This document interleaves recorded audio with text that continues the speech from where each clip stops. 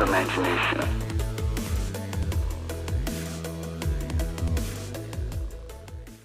So you're probably thinking that it's Liverpool football day today. Well, they are playing later on this morning. But before that, we're actually going to jump in and get started on the audio. So that means the speakers, the amplifiers, and things like that. So I'm not sure how many videos this will be, but let's get going. We've got quite a bit of stuff to put in there. I did a quick intro the other day just to show you. I've got the amps. I've got the little exciters. I've got 4 of those.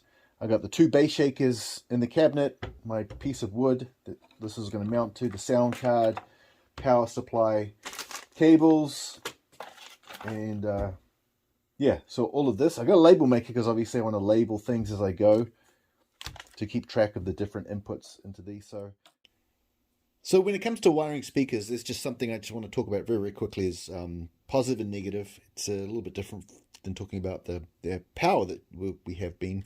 So every speaker has a positive and a negative terminal. It's sometimes difficult to figure out. I actually had to go online. This one is the positive, this one is the negative. When it comes to wire, usually there'll be one wire that has some sort of marking on it. Doesn't matter which side you use as long as it's consistent throughout. This one with the line, I'm going to call my positive. So anytime I see this one, this is a positive. You can see different type of wire, a slightly different color. So the dark color, the lighter color. So you just choose one and just stay consistent throughout. So if I use this wire, I might use this for the subwoofer, the bass shakers and the subwoofer. And this one for the regular speaker wire. So I'm going to use the darker one as my positive. The sort of the gray silver one is my negative. And so on an amp, you always have a positive input and a negative input. So this is the bass, this is the left, this is the right. Always a positive, always a negative.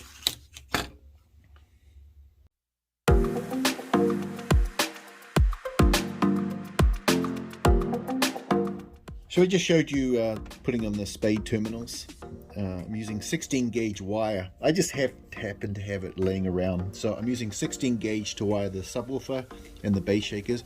So I put the blue connections on, remembering that the one with the line I'm calling my positive.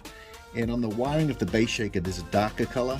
That is going to be my positive. So positive to positive, it's just going to run through here. It's just going to simply connect.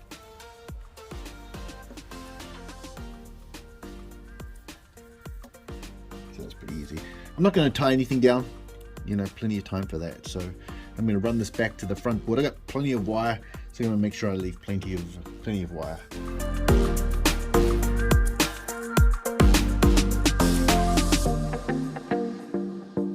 So as you can imagine, we're going to have more and more wires coming back in. So I do want to stop and make a note that I'm going to be temporarily labeling each wire that comes back. Just using painter's tape right now.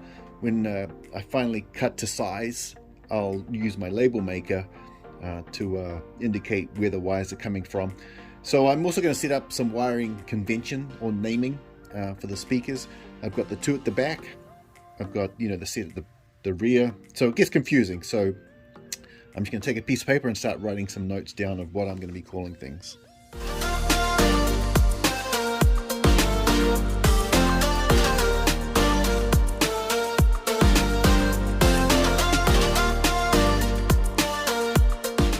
Okay, so this makes perfect sense to me, clear as mud.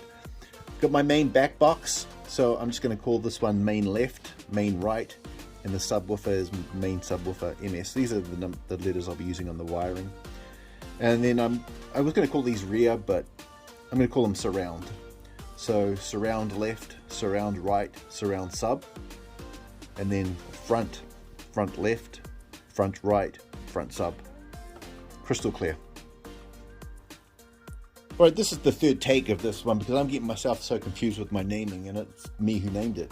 But I actually changed the name of the bass shakers at the back. I kept referring them to as subs, which they are, but I didn't want to confuse myself with the actual subwoofer for the main setup. So for the bass shakers, for the cabinet, I'm calling them surround bass and front bass. So I wired up the surround bass SB. And as you know, with the line, that's going to be my positive. So it's going to be surround SB1 or SB plus, SB negative. So you can see it's going to get quite confusing. So critical to write things down. I've got my piece of paper, which, you know, I'll end up typing up or drawing up and laminating it, just so I've got it always for future reference. So that's one wire. It took way longer than I thought, but it's just one wire. All right, let's just keep going. So this is a close-up of the subwoofer. As you can see, it's dual core, and that was a new thing for me. And honestly, I asked someone about it, and I don't actually know if I got the right answer or if I was able to clarify the answer. It's the way you wire, whether you wire, I don't know. But I'm going to run a wire. The nice thing is these are sort of push terminals, so you just sort of strip some wire, put the wire in, and lift it up, and it actually clamps it, so you don't need any connectors. So I'm just going to install this base shaker. It's obviously got to be in the middle, but in terms of this way or this way, I don't think it really matters. I have got a board that's going to be across here, and I've got to figure out whether it's going to wire this way or this way. So decisions.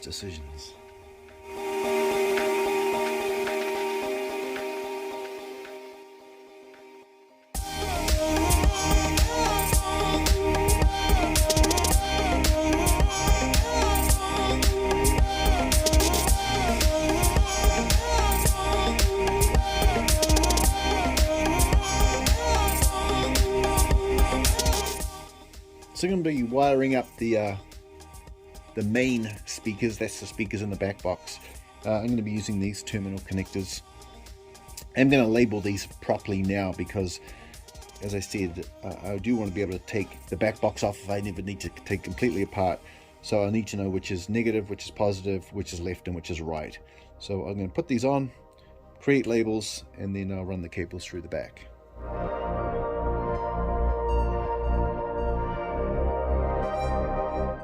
So I have my main right positive, my main right negative, so I'm going to run this through the back.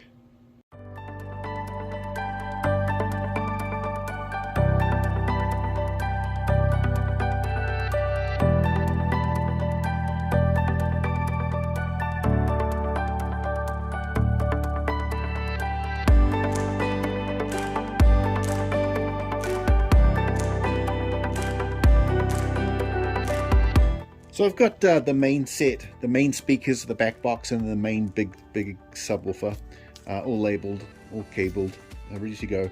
So what's the thing we like to do routinely is test. I'm actually going to connect this up to an amp. I'm going to plug the amp in, and then I'm going to feed it some signal just through an old phone, one that still had the headphone jacks on it. So let's do that and see if it works, eh?